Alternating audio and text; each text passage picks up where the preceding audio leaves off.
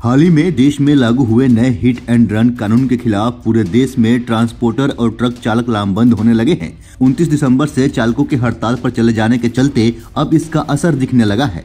सबसे अधिक असर पूरे प्रदेश के पेट्रोल पंपों पर आने लगा है। पहले के मुकाबले अब पंपों पर तेल का स्टॉक कम होने लगा है, क्योंकि निजी ट्रक चालक कंपनियों से तेल नहीं ले रहे हैं, जबकि जिन पेट्रोल पंपों के खुद के वाहन हैं वे तेल ही पहुंचा पा रहे हैं। अगर चालकों की हड़ताल ऐसे ही लंबी चली तो प्रदेश में डीजल और पेट्रोल दोनों की किल्लत आ सकती है। तो वहीं हरियाणा की बात करें तो हरियाणा में कुल 3000 पेट्रोल पंप हैं। निजी ट्रक चालक पानीपत स्थित रिफाइनरी और बहादुरगढ़ स्थित प्लांट से तेल नहीं भरवा रहे हैं। इससे पंपों पर तेल की कमी होने लगी है। भारतीय न्याय संहिता 2023 में हुए संशोधन के बाद हिट एंड रन के मामलों में दोषी ड्राइवर पर 7 लाख रुपए तक का जुर्माना और 10 साल तक कैद का प्रावधान किया गया है। इसके विरोध में गाड़ी चालक और ट्रांसपोर्टर खुलकर आ गए हैं। तो वहीं ट्रांसपोर्टर का कहना है कि दुर्घटनाएं जानबूझकर नहीं की जाती हैं और ड्राइवरों को अक्सर डर होता है कि अगर वे घायलों को अस्पताल ले जाने का प्रयास करते हैं तो उन्हें भीड़ की हिंसा का शिकार होना पड़ेगा, इसलिए इसे रद्द किया जाए।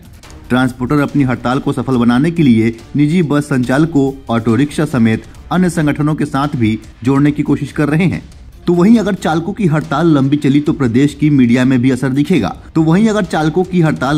प्रदेश की मंडियों में भी इसका असर दिखेगा। खासकर सब्जी मंडियों में इसका असर अधिक होगा, क्योंकि अधिकतर सब्जी बाहरी राज्यों से आती है। दिल्ली, हिमाचल और अन्य प्रदेशों से वाहनों की संख्या कम होने लगी है। इसके अलावा जम्मू कश्मीर से मेवों समेत अन्य खाद्य पदार्थों की आपूर्ति होती है।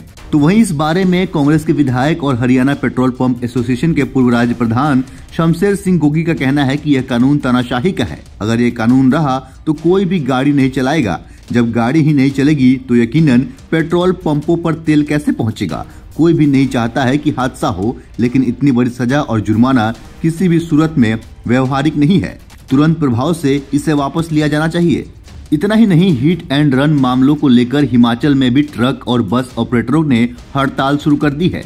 प्रदेश की सीमेंट कंपनियों एससीसी, अंबुजा और अल्ट्राटेक के 10,800 ट्रक ऑपरेटर हड़ताल पर रहे।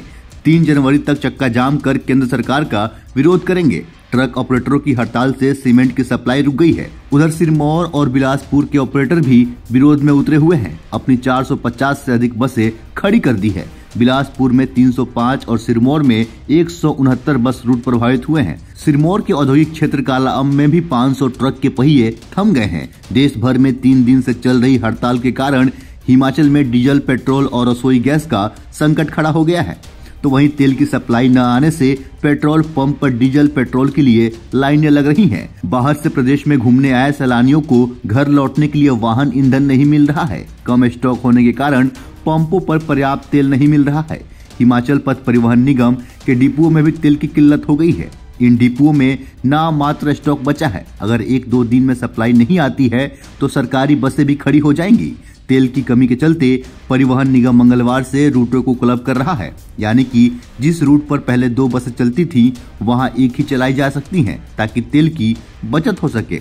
तो वहीं 3 दिन से सप्लाई न आने से राजधानी शिमला में भी 12 से 9 पंपों में तेल खत्म हो चुका है। अब केवल एम्बुलेंस और वीआईपी वाहनों को ही तेल दिया जा रहा है। सोमवार को स्कूटी वालों को 200 और अन्य वाहनों को 500 रुपए तक का तेल दिया गया। सोलन जिले में 55% पेट्रोल पंपों पर तेल की किल्लत है। बीबीएन में सबसे ज्यादा असर देखा गया है। यहां हड़ताल के पहले ही दिन ही 90% पेट्रोल खत्म हो गया। मंगलवार को जिले में 80% पंप खाली हो जाएंगे। तो वहीं इसका असर मध्य प्रदेश और उत्तर प्रदेश में भी देखने को मिल रहा है। उत्तर प्रदेश के गोरखपुर से लेकर लखनऊ तक और मध्य प्रदेश के तमाम बड़े शहर और भोपाल में भी इसका असर देखने को मिल रहा है। वहां भी पंपों की यही स्थिति है, पंप खाली हो रहे हैं। तो वहीं निजी बस ऑपरेटर और ट्रक चालकों का साफ तौर पे मांग है कि इसे तुरंत प्रभाव से रद्द किया जाए। अब देखना ये होता है कि सरकार पर इसका कितना असर पड़ता है और क्या यह बंदी और ये चक्का जाम सरकार पे इतना असर ला पाता है कि सरकार इस कानून को तुरंत निरस्त कर दे। फिलहाल के लिए इतना ही। बाकी ऐसे ही अन्य खबरों को देखने के लिए बने रहें सहारा समय के साथ। अपने हिस्से का राय हमें कमेंट के जरिए अवश्य बताएं। बहुत बहुत धन्यवाद।